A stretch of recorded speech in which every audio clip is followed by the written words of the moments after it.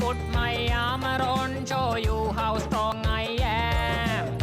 I put my armor on, I'll show you that I am.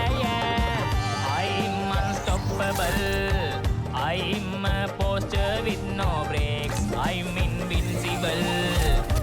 I win every single game. I'm so powerful. I don't need batteries to play. I'm so confident.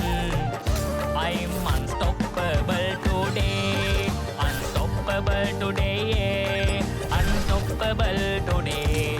Unstoppable today. I'm unstoppable today.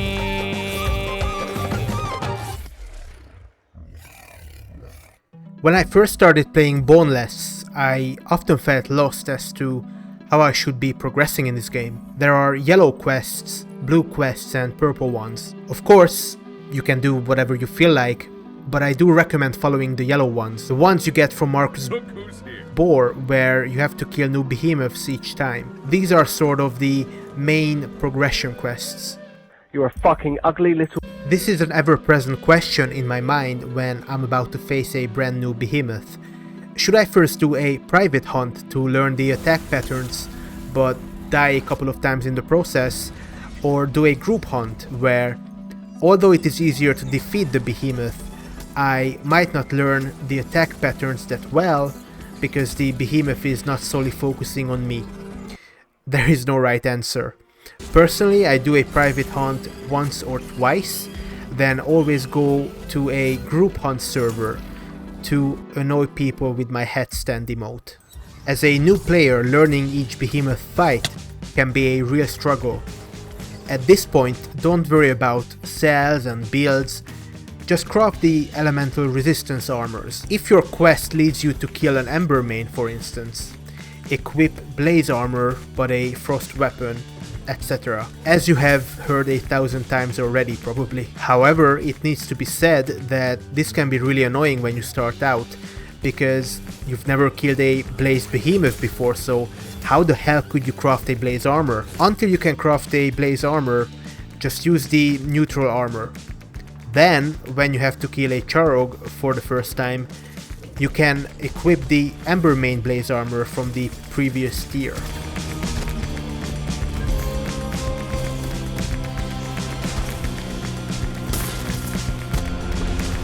I put this tip here at the beginning because a lot of people don't know about this.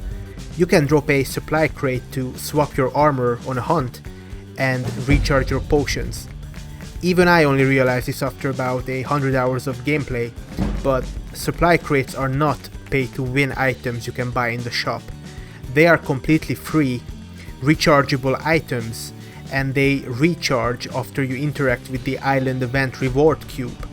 But we will talk about these and island events later. In any case, to completely min-max each fight, you can swap your gear to the right elemental type before each fight by either interacting with a supply crate or going back to Ramsgate. But after a while, when you have a really good build with upgraded pieces and you already have some experience under your belt, you just won't need to swap your armor anymore. Only maybe your weapon, because quite frankly you will steamroll through all behemoths anyways. You cannot really lose in this game.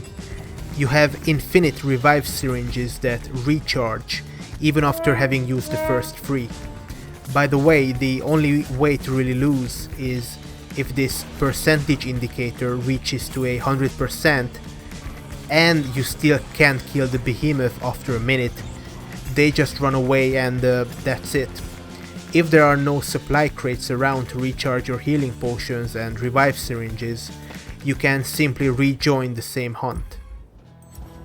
Solo escalations, especially the 1 till 10 escalations, are very easy. Here's me beating the frost escalation at level 1. The behemoths are even weaker than on a normal hunt. It's good to do these because you will need to have a level 20 escalation talent tree before you can do the weekly heroic escalations anyways, so might as well get grinding. Solo 1 till 10 escalations would also be the absolute best way to get behemoth body parts if only the behemoths weren't randomized. You probably already noticed that armor and weapons are separated into tiers and deal more damage or provide more armor and resistance each tier. It goes without saying that you should craft and use the highest tier equipment for each element, but don't worry too much about min-maxing the tiers, because on each weapon skill level up, you gain as much power and resistance as the next tier of equipment would provide anyways. At level 4, for instance, you already have an innate plus 100 power and plus 100 resistance.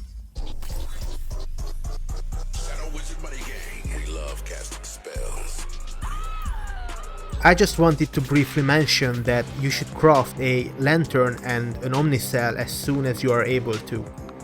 They just provide extra abilities and passives which are much better than having nothing. At this point it doesn't really matter which one you use, so just experiment with them. I do recommend the Iceborne Omnicell though to start out. It's the first one you can craft anyways and it gives you a ton of lifesteal.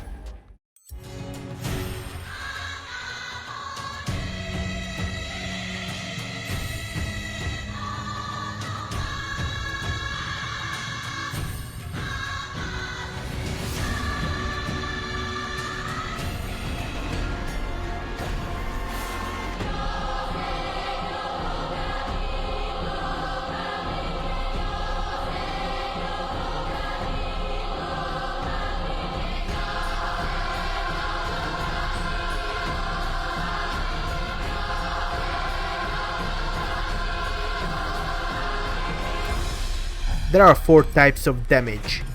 White indicates core damage, yellow indicates part damage, blue is stagger damage, and red is wound damage. There is also a 5th type of damage when you get downed 3 times in a row in a fight. Emotional damage!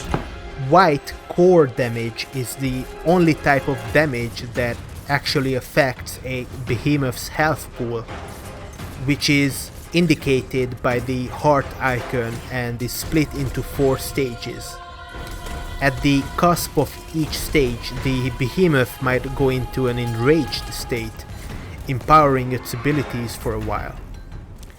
This is extremely obvious because there is a red enrage icon next to the heart, and they also start glowing fucking red. Besides the enraged state, the other buffed state a behemoth can enter is the ether charged state. This is somewhat rare and I don't know exactly which behemoth can be ether charged and when, but they change appearance and the blue ether charged icon appears opposite of where the enrage icon is on the HUD.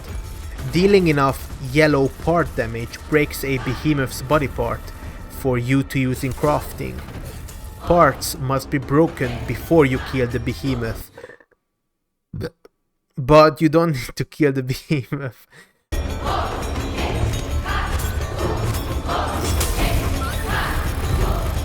Everyone in the combat zone gets the broken part as well. I know it is confusing, but part damage does not actually do core damage at the same time. Rather, every time you deal part damage, you also deal invisible core damage separately that is not shown as a number on your screen, because I guess it would clutter the screen too much. The reason why we distinguish part damage from core damage at all is because there are perks and cells which only increase part damage but not core damage. Axes, swords, war pikes and the Minecraft pickaxes deal 50% more damage to severable body parts like tails. Breaking off a part stuns a behemoth for a second, and in some cases, such as against birds and insects, much longer than a second. Sometimes it's better to break a behemoth's body part after the stagger animation if possible, to sort of chain together the stun animations. Blue stagger damage is like an invisible bar that fills up the more you attack the behemoth's legs and especially head with stagger damage. Near to this threshold, the behemoth starts seeing stars, and at reaching the threshold, it staggers, or in other words, stuns the behemoth.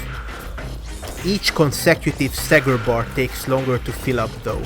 Red wound damage, similarly to the stagger damage, is like an invisible bar that fills up the more you attack with wounding damage. Unlike stagger, however, each body part that can also be part damage has a separate wound bar, and once the threshold is reached, that body part is wounded for 15 seconds, emitting a white smoke for the duration. Breaking a behemoth's body part does not affect its wounding, it's a separate thing. Creating a wound does not make the monster weaker, rather it gives an Ether Rush buff to you, which gives a 15% buff to attack speed, movement speed, damage and stamina regen for 20 seconds. Apparently only the person who created the wound gets the Ether Rush buff, but others can deal 1500 damage across multiple wounds to get the buff as well. So, in conclusion, if you see an open wound, make sure to strike it. Remember, the wound only stays open for 15 seconds, and a certain body part can be only wounded once. She made me wear it. Your main goal should be to face each behemoth at least once, and reach level 20 with your weapon. Weapon skill is different from your overall Slayer level or even Hunt Pass level. You gain weapon experience from defeating behemoths and completing bounties, but not for handing in quests to NPCs. On every weapon level up, you get significantly more power and resistance, as we talked about. Some islands you've unlocked in the Slayer's Path are also unavailable if your weapon skill is too low, at least for group hunts. As I mentioned, you should follow the yellow quests, which lead you island by island, otherwise you might need to backtrack and kill the behemoths again. Between yellow quests, you might need to do a little grinding to unlock the next island.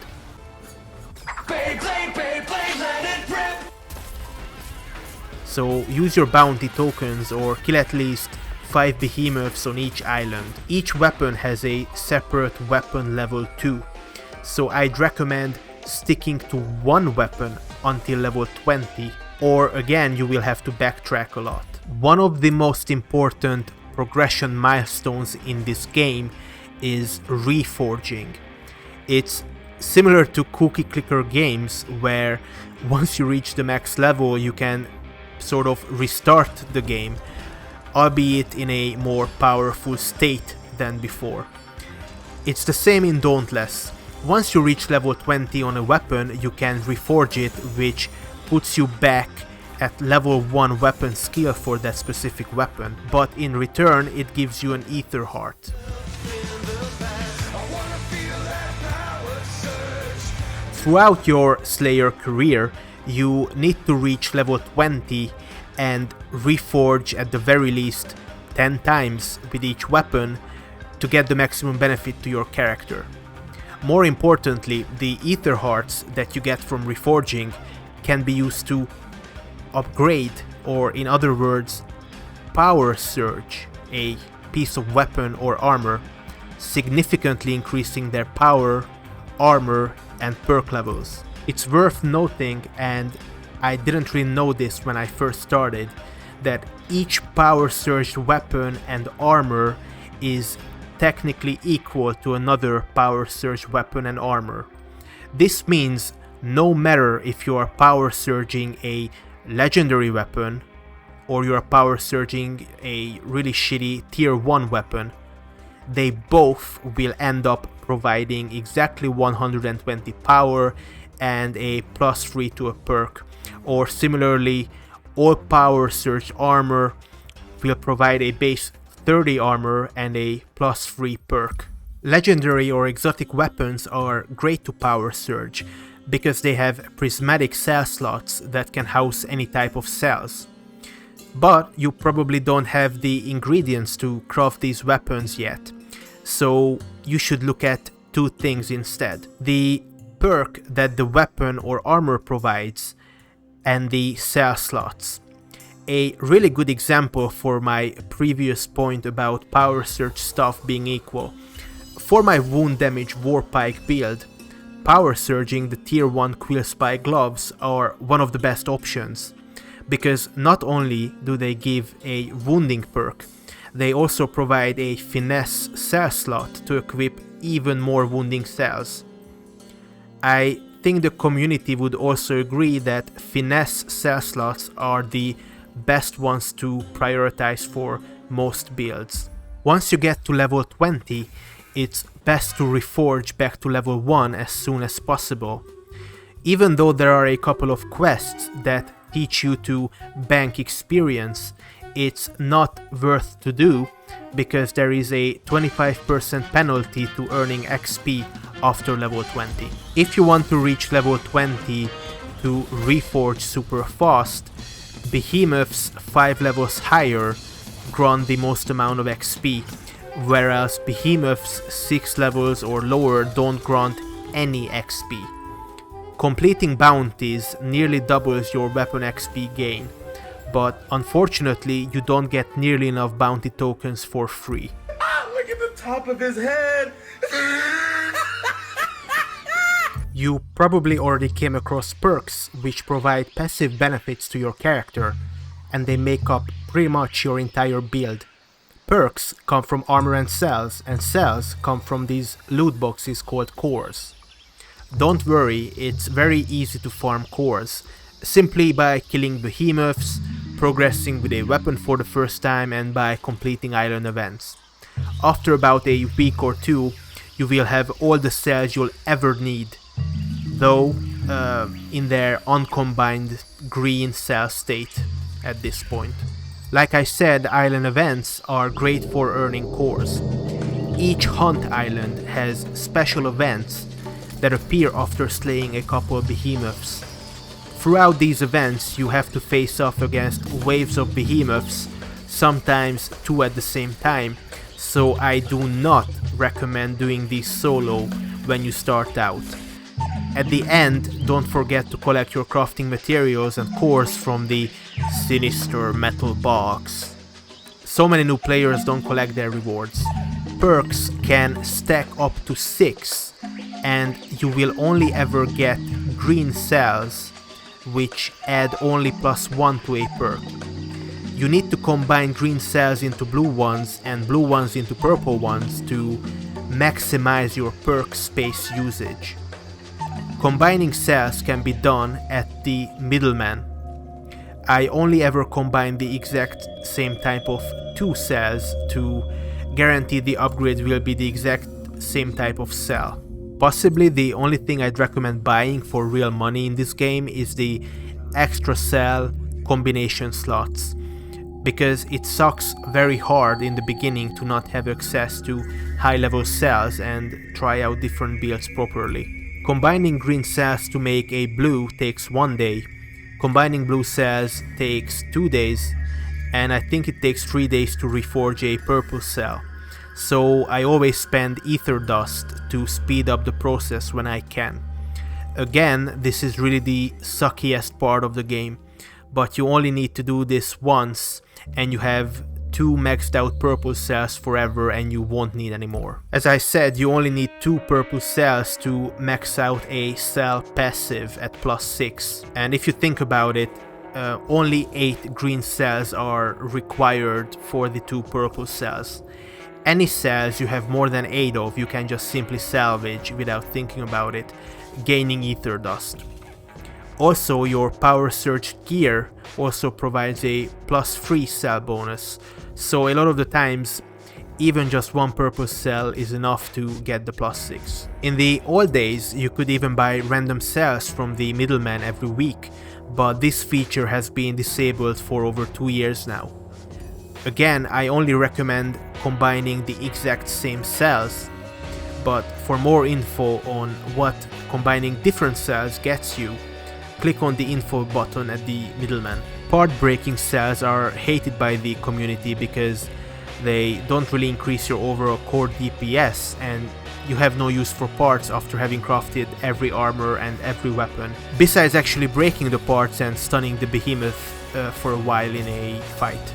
Still, in the early game, when breaking a part is more important than actually killing a behemoth, part breaking cells can be very useful. You can use the sharpened cell or bladestone cell to deal increased part damage. One of them is percentage based, the other is a flat damage increase. Just to be clear, percentage based cells are better for slow weapons, whereas the flat damage increase cells are better for fast weapons. Why is that? If a hammer does 1000 part damage every second with a single hit, it's much worse to increase that part damage by a flat 40 than it is to increase that overall 1000 damage by 40%. But on the other hand, when the strikers deal damage, I don't know, 10 times in a second, it's better to have the flat increase of 40 on each strike than the percentage increase. By the way, the Knockout King and weighted strikes are the same perks, but for staggered damage as opposed to part damage.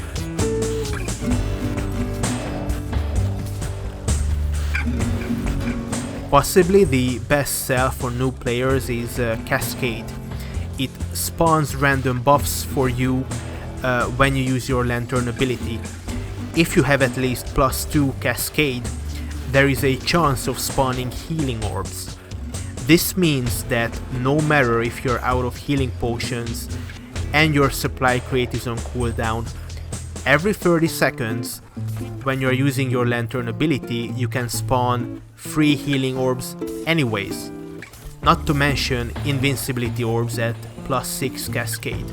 Normally Cascade is very inconsistent because it spawns random orbs, and so there is a chance of spawning literally 4 of the same orbs at the same time. I'm not sure who would benefit from this information, but Cascade is currently also bugged, or its description is wrong, because when you only have 1+ Cascade, you will spawn an endurance orb every single time. Due to the perk Adrenaline, most builds would benefit from having low stamina and not no stamina cost for 10 seconds, but only having +1 Cascade could consistently spawn a yellow orb only if you have a niche build idea, for instance. You should go and experiment and do what your heart tells you to do, but if you are interested, the best builds will almost always utilize core damage increasing perks with some perks or abilities that help your survivability a little too. Well, it's not the end of the world, but unless we can pull off a miracle, it will be. It wasn't easy to bring the relic. Everybody has access to a free hunt pass. With around 2 or 3 weeks of playing, I managed to max it out. And if you wanna sink a little money into it, the cool thing is, if you reach a level 100 on your hunt pass, you basically get back the platinum from the paid version. So you just earn all the platinum back you've spent on it and get a bunch of other rewards.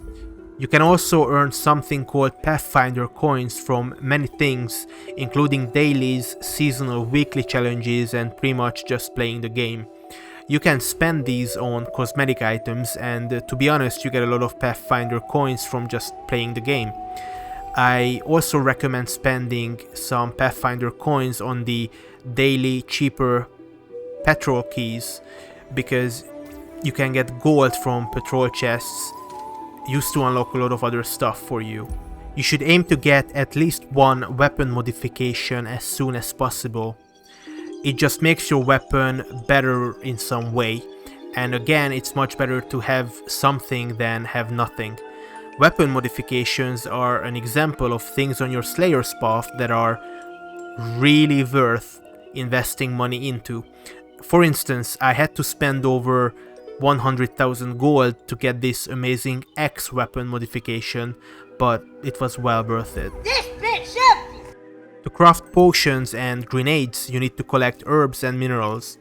Each island has a common ingredient. I recommend the perk Swift to zoom around the map and collect gatherables very quickly. The best potions are pretty much the ones that make you deal more damage. Bunga bunga. The mushroom Wrath Wort is used in pretty much all of these recipes. Whilst Wrath Wort is a rare ingredient early on, once you reach around level 17 in the Twilight Sanctuary, you can find a bunch of Wrath Wort in the middle of the map in the cave, making it pretty much the easiest to farm ingredient in the entire game.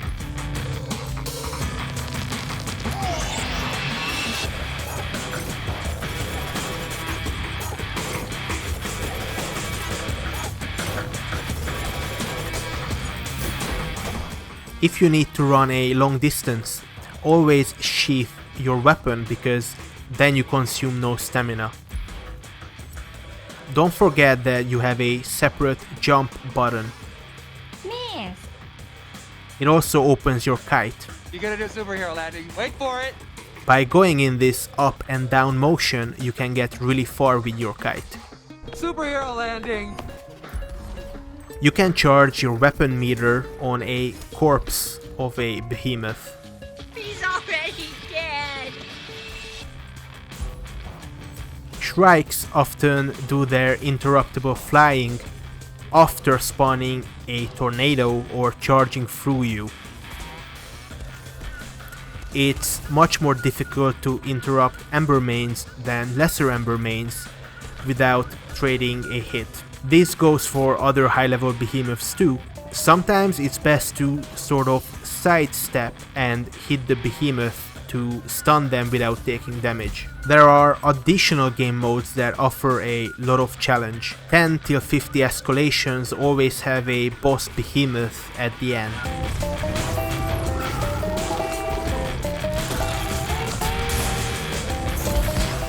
A gauntlet is like a timed escalation, but it takes place in the now destroyed city of Old Ramsgate. And finally, a trial is an arena-style fight against a strong behemoth on the pirate island of Lady Luck. Don't forget that you can roll or dodge or whatever to remove fire or frost debuffs quicker. Also, don't forget that attacking a behemoth removes the shocked and corrupted debuffs. There's nothing quite as scary in this game as the low FPS Blacksmith Apprentice. Oh shit, he must be related to the Apprentice. I recommend adding everyone to your friends list that you meet. Every week you can add 3 of your friends to something called Slayer Links. If you group up with them and earn XP, you both get rewards. Just a quick social tip, especially at the very beginning when you need help from others to kill a new behemoth, to sort of direct the attention of the group to the behemoth you want to kill. After a fight, just look at the behemoth you want on the navigation, run towards it and spawn a flare. This indicates you are going towards that behemoth to kill it, and others will likely follow too. The dice you've unlocked by playing can be applied as many times to your gear for free as you want. Also, the cosmetic gear you've unlocked for Pathfinder coins can be transmogged for free as well. Also, you can spend 1 transmog stone to permanently unlock any piece of gear for future transmogs. The most important tip is to buy the headstand emote for Pathfinder coins. It increases your chance to get laid by 5000%. Of course, if the chances are 0, this won't make a difference. It's really good to make friends with though. Thanks for watching my video. This project took about 50 hours to complete, purely counting the scripting, editing and the recording of extra footage, of course. If you enjoyed it, press the like button and if you would be so kind to share it with your friends who are new to the game, I'm sure it would also reach other new players through the algorithm.